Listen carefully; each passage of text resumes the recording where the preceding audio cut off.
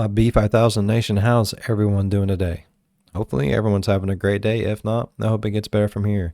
We are back with another Mr. Nightmare. This one is titled Horrifying Things Encountered Using Randonautica. Oh, sorry. I am still sick. Yes, it's the same day. I'm sorry. And for those of you who haven't been a part of this channel for long, I record all my videos on Sunday and I post them out Monday through Sunday, 7 days a week.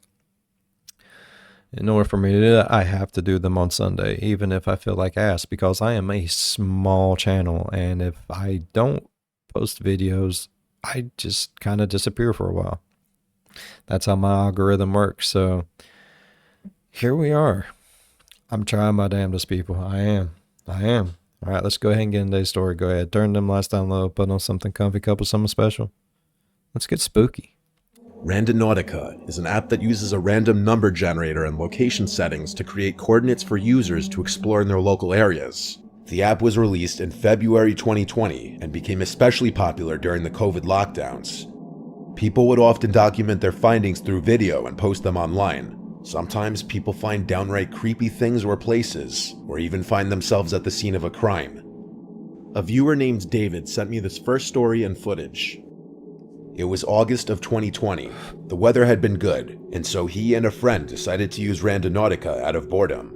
They generated 4 anomalies in total, since the first 3 were in someone's backyard or inaccessible locations. In the app, anomalies are points that can be either attractors or voids. Attractors are clusters of random points that are very dense, while voids are clusters with a very low density. The 4th anomaly looked promising, and so the 2 friends drove there. You can see on the screen the street they drove down, followed by the small path they went down after parking. The anomaly had a radius of 470 meters, so it was a fairly big area, but they didn't have to look around for long before making a bizarre and honestly creepy discovery. This is a photograph of the path they walked down. And as they walked down, they stumbled across a note stuck through a stick. On the outside of it, it read, "Write down your cell phone number." When folded open, it read, "I can give you a cell phone number or even an email address. Give me your mail address and I will send you it," with what it is referring to remaining unclear. So you can see, first of all, it says, write down your cell phone number. When you fold it open, ich kann dir eine Handynummer geben oder sogar eine E-Mail-Adresse. Gib mir eine Mailadresse und ich sende es dir. So it says somewhere along the lines, I can give you a cell phone number or even an email address. Give me an email address and I'll send it to you. So yeah, that was just hanging on this tree here, on this branch, this piece of paper. I'm gonna put it back. He ended up writing his number on the note and putting it back on the stick. Right next to the note were a bunch of bras lined up on a fallen tree branch with no explanation. So, yeah, that's a bunch of bras. In total, That's 1, 2, 3, 4, behind there, 5, 6. There are more. These items couldn't have been left there for more than a few days, as they were I don't like discovered on that. the 6th of August, and the last rainfall was 3 days earlier, yet the piece of paper showed no signs of ever having gotten wet. Among some of the other things that the friends found at the scene were 2 packages of condoms and a pot that was seemingly used for a fire. The friends returned the next day on the 7th, and the note where he wrote down his number was gone. A few days later, he got a text from an unknown number just saying hi. He answered saying, "Hi, who is this?" The number then replied his address, and at this point he blocked the number. Whatever or whoever this little scene was meant for remains a mystery. That's creepy. I don't like that. This following I don't footage, like that posted at all. online by Taylor Vasquez, documents her disturbing findings when also using Randonautica. We've seen She this one. downloaded the app and generated a location not far from her house. The location turns This out to one be an is abandoned creepy. creek-looking area. So I keep seeing that Randonaut thing all over TikTok, and I really want to try it out. So I just downloaded the app, and I found a location that's like 1.5 miles by my house. So I'm gonna go check it out and see if I can see. Nothing seems out of the ordinary at first, and it seems like a typical random location the app could lead somebody to, until she finds a series of disturbing drawings, seemingly done by a child. Pretty creepy. I'll go see what that is. Okay, Okay, so I just opened up one of the photos, and it's whatever the fuck that is. Then we have these random 3. This one's It's Your Birthday with the snowman. It's your birthday. And these 2 I just put together. It's like, play with me. Alright, I think it was just my imagination. I think I'm just hearing shit. As she's analyzing the drawings, she suddenly hears an unsettling sound. Play with me. It sounds like the voice of a young child, but the video cuts here. On a later date, Taylor returns to the creek, but this time there are new drawings that weren't there last time. According to her, these ones being even creepier than the previous series of drawings, with one of the drawings being a sigil of Baphomet. As she's distracted by the drawings, the voice of a child can once again be heard in the background. If they have messages on them, because then, like, those look like symbols.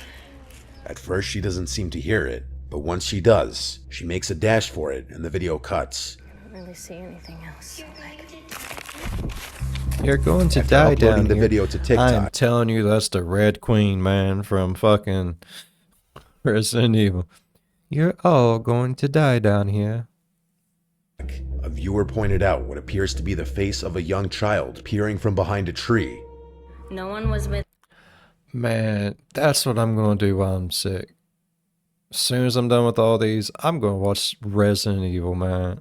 Oh, that sounds so good. me and tell me if you guys think that looks like a ghost child, because I don't f***ing know. Resident Evil Taylor uploads Marathon. another video analyzing a journal she picked up from the creek, with each page revealing another unsettling message. Taylor returns to the creek one last time and finds not only a Ouija board made out of a piece of cardboard, but also a large knife sitting next to it. This was the last time Taylor dared to return to the creek, and so whatever was going on here will remain a mystery. As Probably with many shouldn't have things touched that posted on knife, the bro. internet, there's no 100% proof that this whole series of videos weren't staged. However, there were certain aspects of the videos that viewers feel make them feel more realistic. Mainly the weathered-looking pieces of paper that contain the drawings, along with the disturbing image of the child's face in the video. Whether or not this was genuine just is been really up to the Paragodia. viewer to decide. This story was sent by viewer Davey S. One night as she was scrolling through TikTok, she came across a story about a few teenagers who were using Randonautica, and after following the set of coordinates they were given, I remember this reached a one. secluded beach area where they saw a suitcase washed up Bodies that in it. contained something disturbing. But I'll talk more about that in a bit. Davey and her roommate Ash saw this and were determined to make their own unsettling discovery on the app. They invited 2 other friends to join them, and when they all got together, they gathered in Davey's room and figured out how to use the app. They set a radius around their current location, 29 kilometers, or around 18 to 19 miles. After hitting the button to get the location, a screen popped up telling them to set their intentions for what they want to learn and experience during the outing. The word they inputted was spooky. The location the app gave was eerily close to her house. Davey and her friends live in a rural part of Alabama on Lookout Mountain, and at the bottom of the mountain Alabama. is an abandoned steel plant among a few other abandoned buildings in a lower income neighborhood. The location it gave the group of friends was 3 streets away from them. The location was on a very long road that led on for miles and miles without any other intersecting streets. The friends gathered into Davey's car with her friend Misa in the passenger seat and her friends Ash and Beck sitting in the back seat. It didn't take long for the girls to get to the street, and as Davey was about to turn left, she looked at the street sign Owl's Hollow Road. Davey's friends went from loud and excited to instantly quiet as she said, "We're here." Davey continued driving down this dark road surrounded by trees and no street lamps. It was pitch black and around 1 a.m., so the group was definitely feeling the creepiness factor kicking in. As they approached the destination, Davey pulled to the side of the road. At this point, all 3 of Davey's friends were becoming apprehensive about the whole thing, as they saw a very dark trail that led into the woods. The 4 friends sat in the car for a few minutes and laughed nervously about whether they should go through with this or not, but they all felt uneasy. The group started to agree that it felt like they were being watched. Despite being in a locked That was car, creepy. they felt vulnerable being alone with just a dying phone and a switchblade, so they all agreed to leave, and they pulled off further down the Alright. road. They kept driving, exploring this narrow road, and there was nothing but trees and the occasional street lamp. Davey was getting tired and decided to just do a 3-point turn on the very narrow road and go back home. There was a sense of relief, until the group realized they had to pass the trail again. As they passed it, Davy looked in her rearview mirror and saw what seemed to be a hooded male figure standing in front of the trail. She pressed the gas even harder, but she didn't tell her friends what she saw because she didn't want to scare them.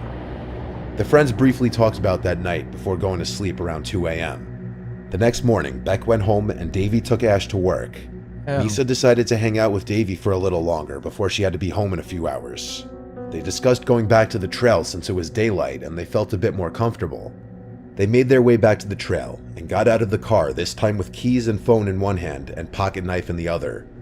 As they walked up the trail, they realized it led uphill, something they didn't notice the night before because it was so dark. They started to feel like something was off, like they were being watched again. They made it to the top of the trail, which led to a clearing, almost like a dump site as she described it.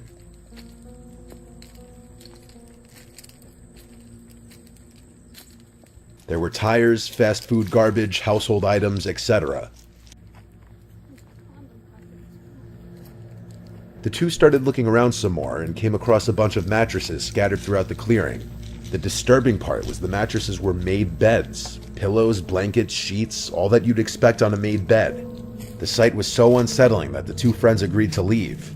They hurried back downhill towards the car. Beds. I see about messed halfway, up beds. Misa stopped in front of Davy and pointed into the woods and said, "What is that?" as she spotted a red cooler in a small ditch, something they hadn't seen on the way uphill. They stepped down into the ditch to examine it, and as they walked over to it, all the two friends could smell was the stench of something rotting. Upon looking around the surrounding area, she spotted a dead cat carcass lying a few meters away. Avoiding getting too close to the dead carcass, she grabbed a big stick and tilted the cooler upright, which had a bit of weight to it, making it difficult. Something could be heard sloshing around inside of it like it was full of ice. She shoved the stick into the top of it and opened it slightly, and when it opened, a gust of hot, moist, putrid air hit Davy in the face. Bugs and maggots immediately started coming out of the cooler, along with a horrid smell of decaying overpowering the smell of the cat. Upon opening it a little more, what she saw was a wad of wet, matted black hair. Davy ran back to Misa and yelled to get in the car. The two sped down the road as Misa frantically asked Davy what was in the cooler, but she couldn't open her mouth in fear of puking. After driving a little ways up the road, hoping to find a driveway to assist in turning around, Davy eventually gave up and did another really tight three-point turn on the narrow road, but the two would have to pass the trail one more time. As they did, Davy noticed some pieces of wood in the road that had not been there before.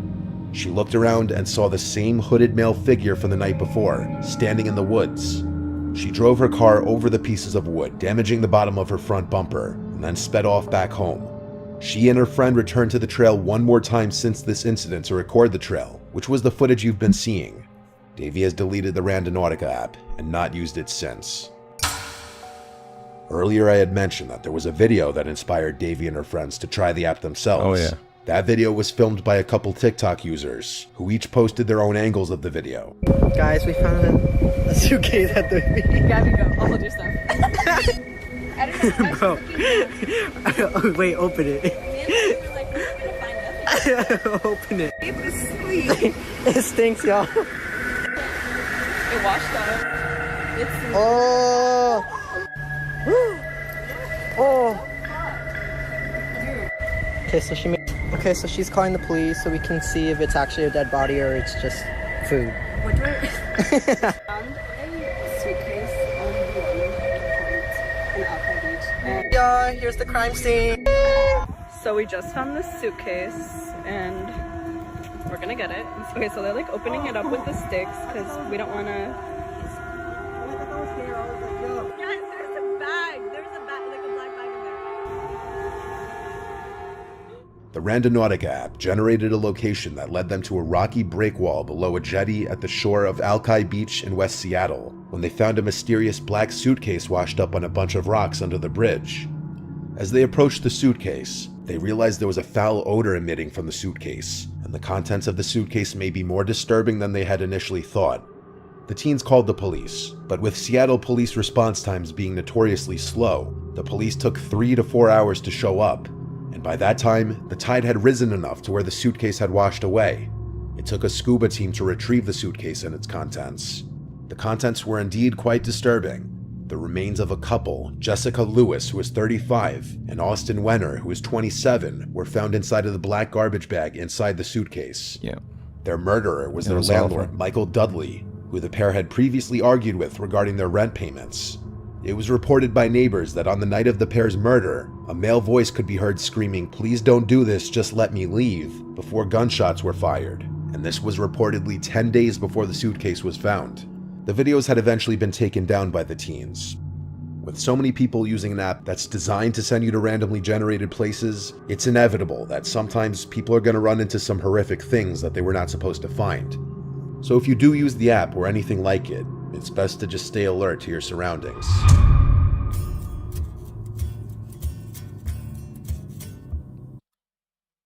I really enjoyed that. Hopefully you guys enjoyed it as much as I did, and if you did, please go down there, leave a thumbs up. It really helps the channel grow. While you're down there, going over, slap that subscribe button, become part of the B5 Nation. We do some crazy stuff here. If you want to know when that crazy stuff happens, ding that bell. It might work for you, it might not, but if it do, jump in on one of my premieres, go over in live chat and be like, "Hey Bill, I hope you get to feeling better." Leave a like and dip. That's all you gotta do. As always, be good to one another. I'll see you in the next one. Bye bye. Fuck that Randonautica shit, bro.